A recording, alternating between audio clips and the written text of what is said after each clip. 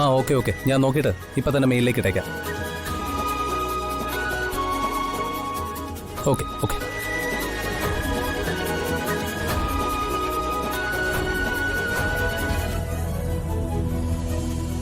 ഋഷിയുടെ ഈയിടെയായിട്ടുള്ള തിരക്കുകൾ കണ്ടപ്പോ ഇന്നിങ്ങനെ ഇവിടെ വന്ന് നമുക്ക് രണ്ടുപേർക്കും കൂടി ഇത്തിരി നേരം ഇരിക്കാൻ പറ്റുമെന്ന് ഞാൻ കരുതിയതേയില്ല. രാവിലെ വിളിച്ച് ഞാനിത് പറയുമ്പോ ഋഷി നോ പറയുന്ന ഞാൻ കരുതിയത്. നോ എങ്ങാനും പറഞ്ഞിരുന്നെങ്കിൽ എന്റെ തനി സ്വഭാവം ഋഷി കണ്ടേനെ. ഏതായാലും ഋഷി എന്റെ ആഗ്രഹം സാധിച്ചു തന്നല്ലോ. എനിക്ക് നല്ല സന്തോഷായി. I love you.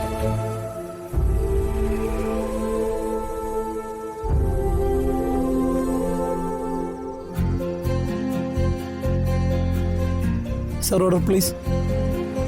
ഗോപിക എന്താ വെച്ചാൽ നീ ഓർഡർ ചെയ്തോ. ഋഷിക്ക് എന്താ വേണ്ടേ? ഗോപിക പറഞ്ഞോ. അപ്പൊ ആദ്യം സൂപ്പ് പറഞ്ഞാലോ? പിന്നെന്താ വേണ്ടേ? നീ പറഞ്ഞോ. എന്നാ ഫ്രൈഡ് റൈസ് ആയാലോ? അതോ ചിക്കൻ ബിരിയാണി വേണോ? ചിക്കൻ ബിരിയാണി. ഋഷി,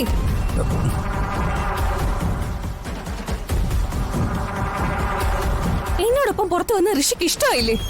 ഗോപു നീ എന്താ അങ്ങനെ പറഞ്ഞ? ഞാൻ ഇവിടെ ഓരോന്ന് പറഞ്ഞുകൊണ്ടിരിക്കുക. ഋഷി അപ്പോഴേക്ക് അത് മൂളി മൂളി കേട്ടോണ്ടിരിക്കുന്ന അല്ലാതെ മറുപടി പറയുന്നില്ലല്ലോ.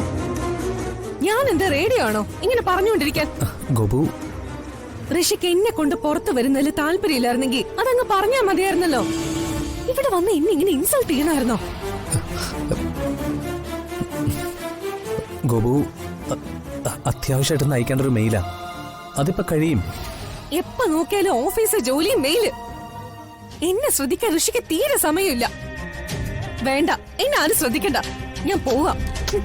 ഗോപു, ഗോപു ഞാൻ പറയുന്നൊന്ന് കേക്ക്. ഗോപു നിക്ക്.